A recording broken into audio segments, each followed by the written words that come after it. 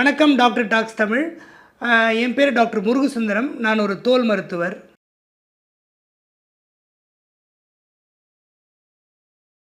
ரொம்ப நல்ல கேள்வி. ஏன்னா only a dermatologist can be a true cosmetologist. Cosmetology அப்படின்னு ஒரு ஒரு ஃபீல்டே கிடையாது. காஸ்மெட்டாலஜினா தமிழில் ஒப்பனை கலைன்னு சொல்லலாம். சும்மா நம்ம முகத்தை திருத்துறது, முடியை திருத்துறது, இதெல்லாம் காஸ்மெட்டாலஜி அப்படின்னு சொல்லலாம் நம்ம. ஆனால் இவங்க என்ன பண்ணாங்க, ஒருபடி மேலே போய் காஸ்மெட்டாலஜி ஒரு குடிசை தொழில் மாதிரி ஆயிடுச்சு. இப்போ நீங்கள் சொன்ன மாதிரி இப்போ என்னென்னா பியூட்டி பார்லர்லாம் பியூட்டி கிளினிக் ஆகிடுச்சு. அவங்கெல்லாம் இப்போ காஸ்மெட்டாலஜி ஸ்பெஷலிஸ்ட் ஆகிட்டாங்க, பியூட்டிஷியன்ஸ் எல்லாம் டெர்மட்டாலஜி படிக்காமையே. ஸோ டெர்மட்டாலஜி அப்படிங்கிறது வந்து it's a science of skin, hair and nail. நம்ம வந்து தோல், முடி, நகம் பற்றி அதனுடைய அறிவியலை படிக்கிறது தான் டெர்மட்டாலஜி. எம்பிபிஎஸ் ஒரு 5.5 வருஷம் படித்து அதுக்கப்புறம் போஸ்ட் கிராஜுவேஷன் இன் டெர்மட்டாலஜி, அது ஒரு 3 வருஷம் படிக்கணும். 2க்கும் நீட் எழுதணும். இப்போ படாத கஷ்டம்லாம் படணும். ஆனால் இவங்கெல்லாம் ஜஸ்ட் லைக் தட் ஒரு குடிசை தொழில் மாதிரி ஜஸ்ட் ஒரு பியூட்டி பார்லர் கொஞ்ச நாள் வச்சுருந்தாங்கன்னா ஒரு 10 கிளைண்ட் இருந்தால் இவங்கெல்லாம் பியூட்டி கிளினிக்காக மாறி பியூட்டி டாக்டராக மாறிடுறாங்க. ஸோ இது ரொம்ப அநியாயம், அக்கிரமம் அது. ஸோ இந்த காஸ்மெட்டாலஜிஸ்ட் அப்படிங்கிறது வந்து only a dermatologist can be a true cosmetologist அப்படிங்கிறத நீங்கள் இதை பார்க்குற வியூவர்ஸ் எல்லோரும் நல்லா ஞாபகம் வச்சுக்கணும். இப்போ ஒரு அவுட்கம் ஆஃப் டெர்மட்டாலஜி தான் காஸ்மெட்டாலஜி. இப்போ உங்களுக்கு வந்து முகத்தில் வந்து ஆக்னி வருது, நம்ம பிம்பிள்ஸ்னு சொல்கிறோம் இல்லையா, அதை நாங்கள் ஆக்னின்னு சொல்லுவோம். அதை நம்ம ட்ரீட் பண்ணுறோம்.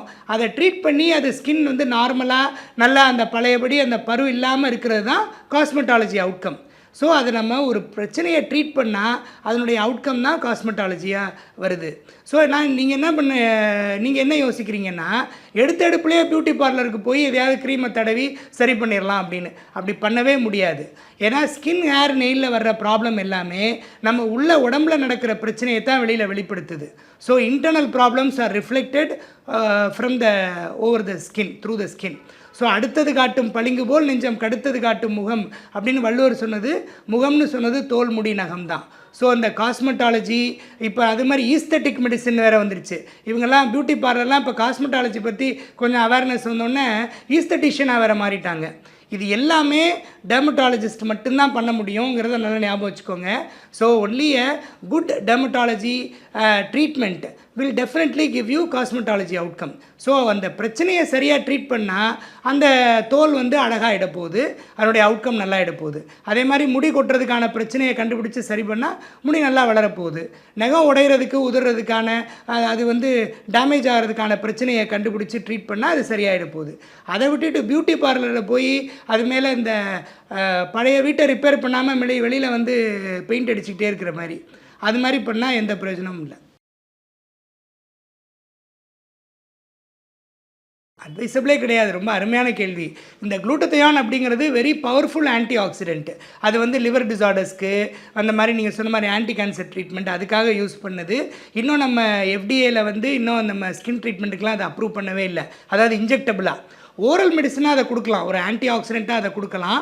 அது வந்து இப்போ குளூட்டத்தியான் ஏன் இவ்வளவு மிஸ்யூஸ் ஆகுது, இந்த மாதிரி பியூட்டிஷியன்ஸ்னாலையும் சில காஸ்மெட்டாலஜி ட்ரீட்மெண்ட் பண்ணுறவங்கனாலையும், இல்லை சில பேர் இந்த எஸ்பெஷலி இந்த சினிமா இண்டஸ்ட்ரியில் இருக்கிறவங்க அதை போட்டால் ரொம்ப பிரைட் ஆயிடுவோம் அப்படின்னு சொல்லி இவங்க போய் இன்ஜெக்ஷன்லாம் போட்டுக்கிட்டு, இது போட்டனால தான் அவங்க பிரைட் ஆன மாதிரி ஒரு பெரிய ஹைப்பை க்ரியேட் பண்ணுறதுனால காமன் பீப்புளும் அதை நம்பி ஏமாறுறாங்க. இந்த குளூட்டத்தியானால் வந்து ஒருத்தருடைய காம்ப்ளெக்ஷன்லாம் இம்ப்ரூவ் ஆகவே ஆகாது. அது வந்து ஒரு ஆன்டி ஆக்சிடென்ட். இப்போ ஒரு ஆக்சிடேட்டிவ் டேமேஜ்னால் இப்போ நமக்கு ஒரு பிரச்சனை ஏற்படுது, ஸ்கின் வந்து ரொம்ப டார்க் ஆகிடுச்சு. இப்போ ஃபார் எக்ஸாம்பிள் இப்போ சன்லைட் டேமேஜ்னால் ஸ்கின் ரொம்ப டார்க்காக இருக்குது அப்படின்னா, அந்த டார்க்கான ஸ்கின், அந்த டேனான ஸ்கின்னை கொஞ்சம் ஈஸியாக, சீக்கிரமாக, பெட்டராக ரிமூவ் பண்ணுறதுக்கு இந்த குளூட்டத்தியான் டேப்லெட்ஸ் ஹெல்ப் பண்ணும். அது வந்து ஓரல் டேப்லெட்டாகவே சாப்பிடலாம். குளூட்டத்தியான் அண்ட் விட்டமின் சி காம்பினேஷன் எடுத்துக்கிட்டால் ரொம்ப நல்லது. ஆனால் அதை இன்ஜெக்டபிளாக போடுறது வந்து ரொம்ப ரொம்ப ஆபத்தானது. அதுக்கு நிறைய சைடு எஃபெக்ட்ஸ் உண்டு. அதுக்கு எந்த கவர்மெண்ட்டோடைய அப்ரூவலும் கிடையாது. எஃப்டிஏ, அதாவது யூஎஸ் அப்ரூவலும் கிடையாது, இந்தியன் கவர்மெண்ட்டோட அப்ரூவலும் கிடையாது. அதெல்லாம் பண்ணி நிறைய பேருக்கு பிரச்சனைகள் வந்து உயிருக்கு ஆபத்தான கதையெல்லாம் இருக்குது. ஸோ அதனால் அதெல்லாம் யூஸ் பண்ணவே கூடாது. இது இன்னொரு விதமான இந்த பியூட்டிஷியன்ஸ் பண்ணுற அக்கிரமம் அது. இதெல்லாம் நம்ம பண்ணவே கூடாது. அவங்களுக்கு இதெல்லாம் பண்ணுறதுக்கு எந்த விதமான அதிகாரமும் அருகதையும் கிடையாது. இதுவும் ரொம்ப எக்ஸலண்ட் கொஷின். இப்போ இந்த பிஆர்பி அப்படிங்கிறது வந்து பிளேட்லெட் ரிச் பிளாஸ்மா. அதாவது நம்ம பிளட்டில் வந்து 3 விதமான செல் இருக்குது. ஆர்பிசி, டபிள்யூபிசி, பிளேட்லெட் 3 செல் இருக்குது. ஆர்பிசியை வந்து சிகப்பு அணுக்கள்னு சொல்கிறோம், டபிள்யூபிசியை வெள்ளை அணுக்கள்னு சொல்கிறோம், பிளேட்லெட்ஸை வந்து தட்டை அணுக்கள்னு சொல்கிறோம். இந்த ஆர்பிசிங்கிற சிகப்பு அணுக்கள் வந்து நம்ம உடம்புல வந்து ஹீமோகுளோபின்கிற ஆக்சிஜனை கேரி பண்ணுறதுக்கு ரொம்ப யூஸ்ஃபுல்லாக இருக்குது. இந்த டபிள்யூபிசி அப்படிங்கிற வெள்ளை அணுக்கள் வந்து உடம்புல எதிர்ப்பு சக்தி கொடுக்கறதுக்கு ரொம்ப யூஸ்ஃபுல்லாக இருக்குது. இந்த பிளேட்லெட்ஸுங்கிற தட்டை அணுக்கள் வந்து நம்ம உடம்புல இருக்க ரத்தத்தை, இப்போ நமக்கு ஏதோ ஒரு காயம் பட்டால் ரத்தத்தை உறைய வைக்கிறது மட்டும் இல்லாமல் அந்த காயத்தை ஹீல் பண்ணுறதுக்கு, வூண்ட் ஹீலிங்க்கும் ரொம்ப யூஸ்ஃபுல்லாக இருக்குது. ஸோ இந்த பிளேட்லெட்ஸ் வந்து வூண்ட் ஹீலிங்க்கு, ஒரு காயத்தை ஆற்றுறதுக்கு ரொம்ப யூஸ்ஃபுல்லாக இருக்கிறதுனால இந்த ஆறாத புண்ணுக்கு இந்த பிளேட்லெட்ஸை ஒரு ட்ரீட்மெண்ட்டாக யூஸ் பண்ண ஆரம்பித்தாங்க. எஸ்பெஷலி வந்து இப்போ ஆர்த்தோபெடிக் சர்ஜரி பண்ணும்போது, இல்லை பெரிய மேஜர் சர்ஜரி பண்ணும்போது, அது மாதிரி டென்டல் ட்ரீட்மெண்ட்டில் பல்லு பிடுங்கி அந்த புண்ணு ஆறாமல் இருந்தால், இல்லை மேஜர் டென்டல் சர்ஜரி பண்ணும்போது, இந்த மாதிரிலாம் பண்ணும்போது அந்த டிஷ்யூவை ரீப்ளேஸ் பண்ணுறதுக்கு, அந்த டிஷ்யூவை ஃபாஸ்ட்டாக ரீக்ரோ பண்ணுறதுக்கு இந்த பிளேட்லெட்ஸை யூஸ் பண்ண ஆரம்பித்தாங்க. ஸோ கொஞ்சம் கொஞ்சமாக இதை வந்து டெர்மட்டாலஜிலையும் யூஸ் பண்ண ஆரம்பித்தாங்க. இதை வந்து மெயினாக வந்து ஹேர் க்ரோத்துக்கு யூஸ் பண்ண ஆரம்பித்தாங்க. ஏன்னா ஹேர் க்ரோத்துக்கு தேவையான அத்தனை ஃபேக்டர்ஸும் இந்த பிளேட்லெட்ஸில் இருக்குது.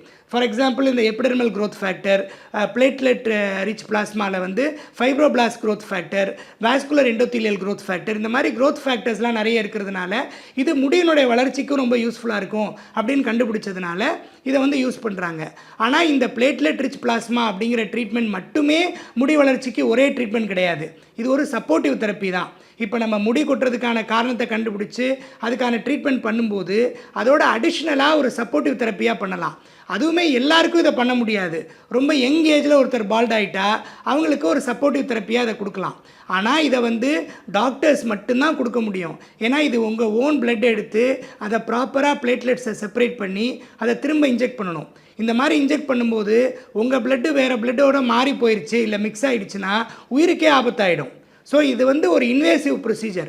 இதை ஒரு டாக்டர், அதாவது டெர்மட்டாலஜிஸ்ட்டு, ஒரு மெடிக்கல் லைசன்ஸ் பெற்ற ஒரு டாக்டர் தான் பண்ணலாமே ஒழிய இந்த பியூட்டி பார்லரில், பியூட்டிஷியன்ஸில், இப்போ இன்னொன்று என்னென்னா பியூட்டிஷியன் கூட இல்லை, இப்போ எல்லா தொழிலுக்கும் பீகார்லேருந்து வேலை பார்க்குற மாதிரி பீகார்லேருந்து வர்ற பசங்களாம் பண்ண ஆரம்பிச்சிட்டாங்க. ஸோ அதனால் ரொம்ப ரொம்ப கேர்ஃபுல்லாக இருக்கணும். ஸோ இதெல்லாம் வந்து நீங்கள் எந்த பிரச்சனை உங்கள் உடம்புல இருந்தாலும், அது தோல் முடி நகத்தில் இருந்தால் உடனே ஒரு டெர்மட்டாலஜிஸ்ட்டை பாருங்கள். ஒரு டாக்டர் அட்வைஸ் பண்ணிவிட்டு அதுக்கப்புறம் நீங்கள் பண்ணுறது தான் எப்போவுமே ரொம்ப ரொம்ப சேஃப். இப்போ நீங்கள் சொன்ன பீலிங் அப்படிங்கிறது வந்து கெமிக்கல் பீலிங். இப்போ ஆக்னினால் வந்த ஸ்காருக்கு, இல்லை ஆக்டிவ் ஆக்னிக்கெலாம் பண்ணுவாங்க. அது கூட ஒரு டெர்மட்டாலஜிஸ்ட் கைடன்ஸோடு பண்ணுறது தான் பெட்டர். ஸோ அது வந்து இந்த பியூட்டி பார்லர்லலாம் பண்ணவே கூடாது. உங்களுக்கு இருக்கிற ஆக்னியும் அதிகமாகி, ஹைப்பர் பிக்மெண்டேஷனும் ரொம்ப ஜாஸ்தியாகி, இந்த சொந்த காசில் சூனியம் வச்சுக்கிற மாதிரி ஆகிடும்.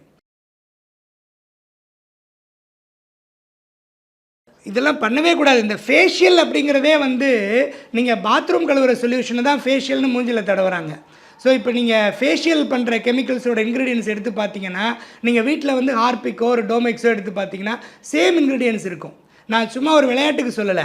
சோடியம் ஹைப்போக்ளோரைட்டுங்கிற ப்ளீச்சிங் ஏஜென்ட் தான் இந்த ஃபேஷியல் எல்லாத்துலேயுமே இருக்குது. அதில் வேம்பயர் ஃபேஷியல் ஆயில். ஸோ இதெல்லாம் வந்து இஷ்டத்துக்கு இவங்க ஏதாவது ஒரு பேர் வச்சுக்க வேண்டியது.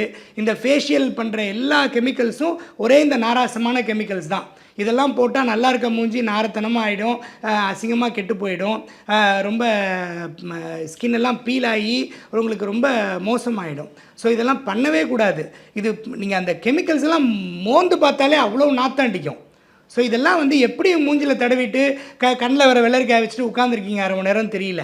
இதெல்லாம் ஒரு மிக கொடுமையான ஒரு ட்ரீட்மெண்ட்டு. இந்த பெண்கள் தன்னைத்தானே அழகுபடுத்திக்கணும்னு என்ன வேணாலும் பண்ணிக்கிறதுக்கு தயாராக இருக்காங்க. பட் இதெல்லாம் பண்ணவே கூடாது.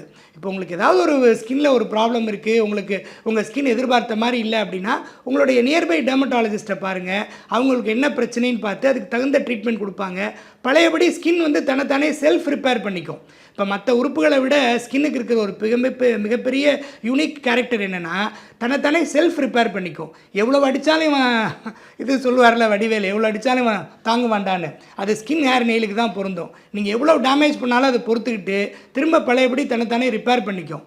ஸோ அந்த செல்ஃப் ரிப்பேரிங் மெக்கானிசம் இருக்கிறதுனால உங்கள் பிரச்சனையை கரெக்டாக ஐடென்டிஃபை பண்ணி ஒரு டெர்மட்டாலஜிஸ்ட் டாக்டர் கரெக்டாக அதை ட்ரீட் பண்ணால் உங்கள் ஸ்கின் தானே செல்ஃப் ரிப்பேர் ஆகி பழையபடி நார்மல் ஆகிடும்.